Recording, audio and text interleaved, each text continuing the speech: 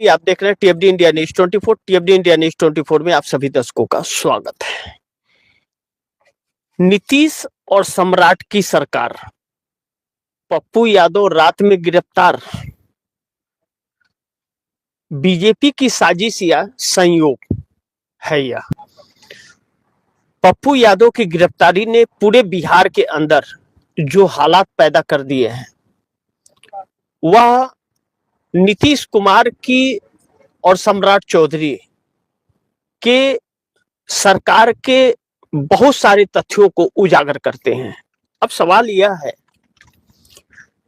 कि पप्पू यादव को गिरफ्तार क्यों किया गया और पप्पू यादव के साथ ऐसा व्यवहार आखिर प्रशासन क्यों कर रही है?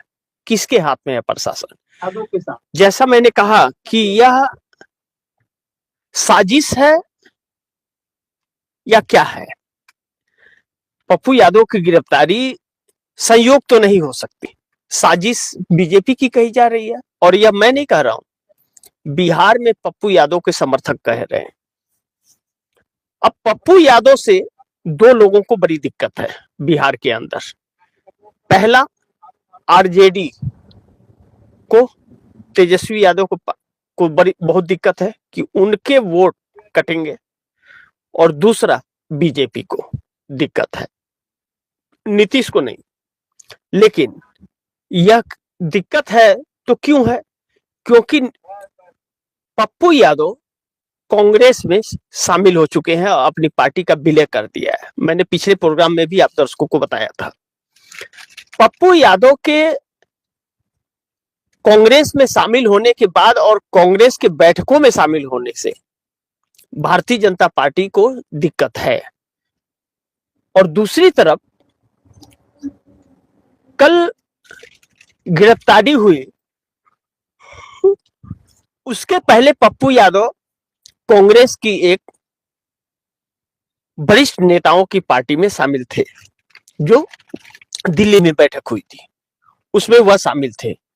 बिहार की रणनीतियों को लेकर के कांग्रेस के जब बैठक होती है तो उसमें भी पप्पू यादव शामिल होते हैं और पप्पू यादव भी उस रणनीति का हिस्सा होते हैं, कांग्रेस बिहार में जो अपना जमीन तैयार कर रही है। ऐसे में पप्पू यादव एक नासूर बने हुए हैं। तो दो पार्टियां हैं जिससे बहुत ज्यादा दिक्कत है, एक है आरजेडी और दूसरी भारतीय जनता पार्टी। भारतीय जनता पार्टी जबकि इस बार सिंगल लार्जेस्ट पार्टी बन के आई है, लेकिन भारतीय जनता पार्टी अपने दम पर नहीं आई है। भारतीय जनता पार्टी वोट चोरी से सिंगल लार्जेस्ट पार्टी बन के आई है, यह कहा जा रहा है कि बिहार में जो तेजस्वी यादव का हाल हुआ है, तेजस्वी यादव कंप्रोमाइज हो गए थे। मैं नहीं जानता कि कंप्रोमाइज थे या नहीं थे, लेकिन तथ्य जितने हैं और तस्वीरें वह इस बात की चिक चिक कर गवाही दे रही हैं कि तेजस्वी यादव कंप्रोमाइज हो गए थे। जब वोट मेरा अधिकार यात्रा बिहार में निकल रहा था, इंडिया गठबंधन के लोग शामिल हुए थे, उसमें राहुल गांधी के नेतृत्व में चल रहा था। उस यात्रा के बाद तेजस्वी यादव कंप्रोमाइज हो गए थे और सीएम घोषित कराना अपने आप को, यह भी उसी का एक हिस्सा था कंप्रोमाइज का। अब यह तो वक्त बताएगा, इस बात की चर्चा है, इसलिए मैंने यह चर्चा आप दर्शकों के सामने रख दी, क्योंकि यह रखना बहुत जरूरी है। आखिर गिरफ्तार क्यों किया? पप्पू यादव क्या बिगाड़ रहे हैं किसी का? लेकिन पप्पू यादव बीजेपी और आरजेडी का बहुत कुछ बिगाड़ रहे हैं, क्योंकि वोट बैंक पप्पू यादव का जो रवैया है या व्यवहार जो है, उनके व्यवहार के साथ बिहार के लोग खड़ा होते हैं। आप अगर क्षेत्रों में देख ले तो पटना से लेकर के पूर्णिया तक पप्पू यादव के साथ लोग खड़े हो जाते हैं। अब पप्पू यादव निर्दलीय सांसद हैं, लेकिन पप्पू यादव को जो आधी रात को पुलिस पहुंचती है, जैसा मैंने कहा कि नीतीश सम्राट की सरकार, पप्पू यादव रात में गिरफ्तारी पप्पू यादव की होती है। सुबह भी हो सकती थी, रात पुलिस गई तो एक तो बिना वर्दी की जा रही है, ऊपर से पप्पू यादव बोल रहे हैं कि आप हाउस अरेस्ट कर लीजिए, सुबह मैं कोर्ट में हाजिर हो जाऊंगा। और मैं तो कोर्ट में हाजिर होने के लिए ही आया हूं, उसी के लिए मैं आया ही हूं दिल्ली से, कोर्ट में हाजिर होने के लिए। तो पार्लियामेंट चल रहा, मैं क्यों आता? लेकिन नहीं, पुलिस नहीं मानी, नहीं हम उठा करके लेके जाएंगे। अब समर्थकों के बीच नोकझोंक हुआ, गर्मा गर्मी हुई। समर्थक बोल रहे हैं हम अपना वकील बुलाएंगे, हम बात करेंगे, आप ऐसे कैसे लेके जाइएगा, आप कोर्ट के आदेश दिखाइए। प्रशासन कोर्ट के आदेश भी नहीं दिखाती है। बहुत दिलचस्प है कि ब्यूरोक्रेसी अपने आप को समझती क्या है, समझती क्या है वो। आज सरकार है, कल नहीं रहेगी सरकार, लेकिन उन्हें नौकरी करनी है। क्या कोई अगर किसी को गिरफ्तार करने जाता है तो वह अरेस्ट वारंट नहीं दिखाएगा? दादागिरी चल रही है क्या? किसी की जागीर है क्या यह देश? प्रशासन भगवान हो गया है क्या? भगवान नहीं है प्रशासन, इंसान है वो भी। लेकिन यह चीजें हो रही हैं और जबरदस्ती करते हैं, उसको कहते हैं दादागिरी। वह प्रशासन कर रही है। इसे बड़े ध्यान से आप दर्शक समझिए, क्योंकि यह पूरे देश का मामला हो गया है। पूरे देश में यही कहानी प्रशासन, पुलिस प्रशासन की चल रही है और यह सब कुछ सरकार कराती हुई नजर आती है। क्योंकि इस वक्त प्रशासन जो है वह सम्राट चौधरी के हाथ में है, गृह मंत्री है पूरा प्रशासन महकमा। तेजस्वी यादव के सिक्योरिटी भी तो हटा दी सम्राट चौधरी ने। क्यों हटा दी? क्या लीडर ऑफ अपोजिशन को सिक्योरिटी नहीं मिलनी चाहिए? सम्राट चौधरी को मिलनी चाहिए, गुंडों को मिलनी चाहिए, और देश के लीडर ऑफ अपोजिशन को नहीं मिलनी चाहिए? गुंडे लोग विधायक बनकर के आ जाते हैं तो उनको सिक्योरिटी मिलेगी, जेल में उनको आलीशान महल मिलेगा और वो पार्टी की शान है, लेकिन विपक्ष को नहीं मिलेगा। और जो इनको वोट का नुकसान पहुंचाएगा उसको रात को उठा लेगी पुलिस। अब ऐसे में खुद पर जब आती है तो भाजपा चिल्लाती है, लेकिन दूसरों को वही जिस तरह से सताती है, यह कभी न कभी तो दांव उल्टा पड़ जाएगा, जो महंगा पड़ेगा। लेकिन अब मुख्य मुद्दा यह है कि सम्राट चौधरी ने पप्पू यादव को क्यों गिरफ्तार कराया और किस बात पर कराया। मुख्य मुद्दा इस बात का है कि पप्पू यादव की गिरफ्तारी 31 साल पुराने मामले पर है। मैंने पिछले कार्यक्रम में बताया था कि एक मकान उन्होंने लिया था किराए पर रहने के लिए और उसमें दफ्तर खोल दिया था, इसी पर केस हो गया। 31 साल तक पुलिस गोली खा के नींद में सोई हुई थी और अब जग गई है अचानक। इससे पता नहीं चलता कि यह संयोग नहीं या एक साजिश है। अब इसका प्रभाव यह पड़ रहा है कि बिहार के अंदर पटना से लेकर के पूर्णिया तक हालत गंभीर हो गए हैं और अलग अलग जगह धरने प्रदर्शन इसके चालू हैं। अब यह धरना प्रदर्शन कितना नुकसान पहुंचाएगा?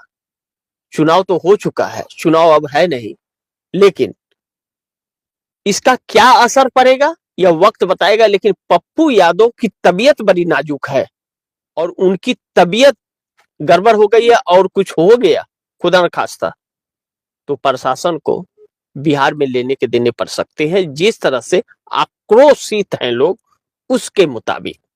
अब दूसरी तरफ नीतीश की सरकार में सांसद पप्पू यादव को पुलिस ने आधी रात को जो उठा लिया है, यह तो सवाल उठ रहा है कि क्यों उठाया है, जिसका जवाब नहीं मिल रहा। जवाब एक मिल रहा है कि 31 साल पुराना केस है, आज तक कोर्ट भी नींद की गोली खा करके सो रहा था और पुलिस महकमा भी सो रहा था, सरकार भी सो रही थी। 20 साल से भारतीय जनता पार्टी के साथ नीतीश कुमार की सरकार है, आज तक याद नहीं आई कि पप्पू यादव को गिरफ्तार करना है, कोर्ट को भी नहीं याद आया।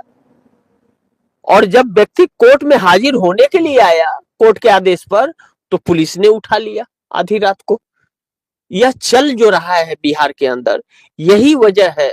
इसी गंदी राजनीति के सब गुंडे भरे हैं बिहार विधानसभा के अंदर, जितने हैं सब गुंडे और अनपढ़ लोग हैं, इस बात से इनकार नहीं कर सकते, यह हकीकत है। सम्राट चौधरी की डिग्री फर्जी मैं नहीं कर रहा हूं, प्रशांत किशोर ने चुनाव के वक्त आरोप लगाया था, फरार, दुनिया भर का लूट मचा रहे हैं लोग। अनंत सिंह शान से आते हैं जेल से निकल करके और विधायकी के शपथ लेकर के चले जाते हैं, पैर छूते हैं सीएम के। क्या है यह सारी चीजें जो चल रही हैं, कुछ लोगों के इर्द गिर्द जो माहौल यह खराब किया जा रहा है, इसीलिए बिहार आज तक सबसे पिछड़ राज्य है। 20 साल से नीतीश की सरकार है, कौन सी तीर मार दी, कितने कंपनियां बैठा दी, कितने प्रवासी मजदूरों को रोक दिया, किसी को नहीं। लेकिन पाखंड इतना है इन लोगों का कि अब हदें पार हो गई हैं, सब्र का बांध टूट रहा है। कभी किसी को गुस्सा ना आने वाले व्यक्ति को भी गुस्सा आ रहा है इन लोगों के ऊपर, चिड़चिड़ापन होता जा रहा है। लेकिन ऊपर वाला इन लोगों का अंत कब करेगा, इस बात की लोग ऊपर वाले से, भगवान से प्रार्थना कर रहे हैं लोग। मैं लोग कह रहे हैं जो बातें, वही बात आप दर्शकों को बता रहा हूं मैं। लेकिन अब पप्पू यादव जिस तरह से आम जनता के मदद करते हैं, चाहे कोरोना काल में हो चाहे वैसे हो, हमेशा वह पप्पू यादव अपने कार्यकर्ताओं के ही नहीं, किसी को भी कोई वोट देता हो ना देता हो, हर किसी के सहयोग में खड़े रहते हैं। उस व्यक्ति को इस तरह से प्रताड़ित किया जा रहा है, जो लोगों के लिए जीता है उस नेता को प्रताड़ित किया जा रहा है, सिर्फ इसलिए कि वह कांग्रेस का हिस्सा हो गया, वह भाजपा में नहीं गया, वह नीतीश की पार्टी में नहीं गया, इसलिए उसे इस तरह से प्रताड़ित किया जा रहा है। ऐसा आरोप पप्पू यादव के समर्थकों का है। तो सोचिए कि बिहार कहां जा रहा है। ऐसा रहा तो बिहार कभी भी आगे नहीं बढ़ेगा, सवाल ही नहीं उठता।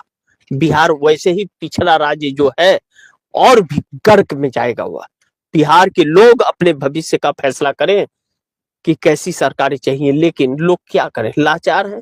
वो वोट नहीं भी देते हैं तो सारा वोट इन्हीं को जाता है। चुनाव आयोग जिस तरह से काम कर रहा है, यह सभी चीजें हम लोगों ने चुनाव के वक्त देखी हैं, उसके गवाह हैं हम। तो ऐसे में आप दर्शकों की क्या राय है, क्या सुझाव है, कमेंट बॉक्स में जरूर दीजिएगा। गुजारिश करूंगा इस खबर को ज्यादा से ज्यादा शेयर कीजिएगा, अपने दोस्तों को भी कहिएगा आगे शेयर करें। और आपने अगर टीएफडी इंडिया न्यूज 24 को सब्सक्राइब नहीं किया, सब्सक्राइब कर लीजिए, अपने दोस्तों को भी कहिएगा टीएफडी इंडिया न्यूज 24 को सब्सक्राइब करें। मिलते हैं अगली खबर के साथ, तब तक के लिए नमस्कार।